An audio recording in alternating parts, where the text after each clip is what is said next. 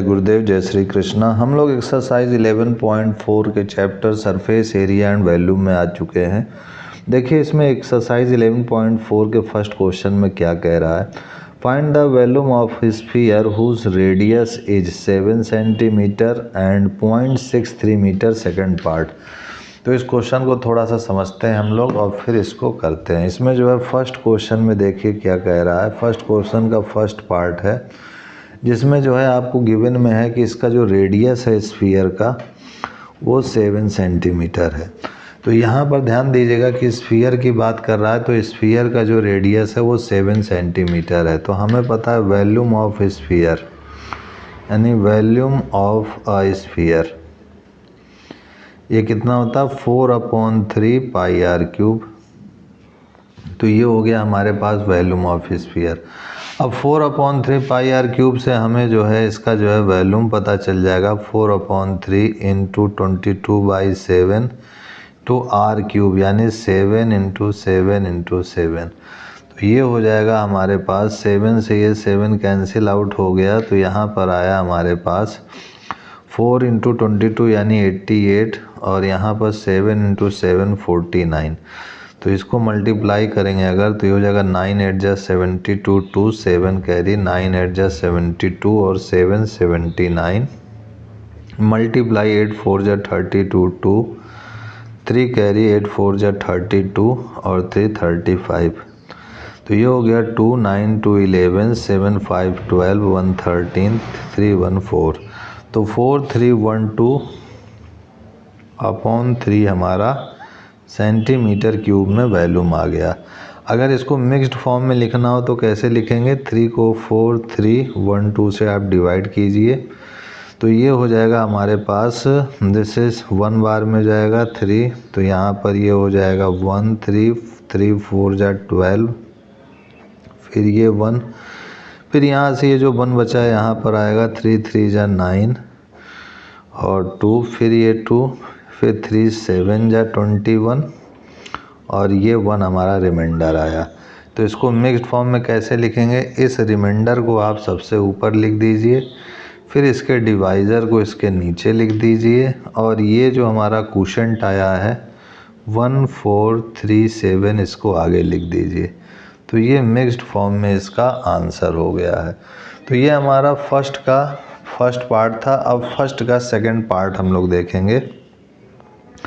तो फर्स्ट का second part में जो है हमको रेडियस दिया हुआ है 0.63 मीटर। तो रेडियस हमको 0.63 मीटर दिया हुआ है। तो यहाँ पर वॉल्यूम ऑफ स्फीयर की बात करेंगे तो ये हो जाएगा 4/3 पाई आर क्यूब, है ना। तो ये हो गया हमारे पास 4/3 पाई यानी 22/7 और आर क्यूब यानी 0.63, ठीक है ना। तो 0.63 इंटू 0.63 इंटू 0.63। अब यहाँ पर ये पॉइंट है तो अगर इसके यहाँ से पॉइंट हटाते हैं तो नीचे क्या हो जाएगा 100 यानी 4/3 इंटू 22/7। इसको मैं लिख सकता हूँ 100। यहाँ पर भी इसको लिख सकता हूँ 100 और यहाँ पर भी 63/100। ठीक है। अब इसको सॉल्व करते हैं अगर हम लोग तो देखा जाए तो ये जो है 7 के टेबल में अगर 7 9 जा 63 हो गया यहाँ पर और इस 3 का अगर करेंगे तो यहाँ से ये 3 बार में चला गया, ठीक है। अब बचा ये सारी चीज़, इनको मल्टीप्लाई करते हैं और ये जो नीचे ज़ीरोज़ हैं इसको बाद में हम लोग लगा देंगे। तो अपॉन में जितने ज़ीरोज़ बच रहे हैं उसको लिख दे रहे हैं 2 2 4 2 6 यानी 2 2 4 2 6 0 हो गए।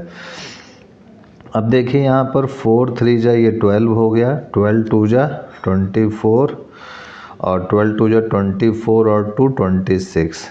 अब यहाँ पर ये 63 इंटू 63 का मल्टीप्लाई कर लेते हैं। तो 3 3 जा 9 हो गया, फिर 3 6 जा 18, यहाँ पर भी 6 3 जा 18, 6 6 जा 36 1 37। तो ये 9 8 8 16 7 1 8 1 9 और ये 3। तो ये हो गया हमारे पास 3969 इंटू 264, ठीक है। तो ये जो हमारा आएगा इसको मल्टीप्लाई करने पे देखते हैं कितना था। 4 9 जा 36, 6 3 कैरी, 4 6 जा 24, 3 27, 2 कैरी, 4 9 36, 36 2 38, 3 कैरी, 4 3 जा 12, 12 और 3 15।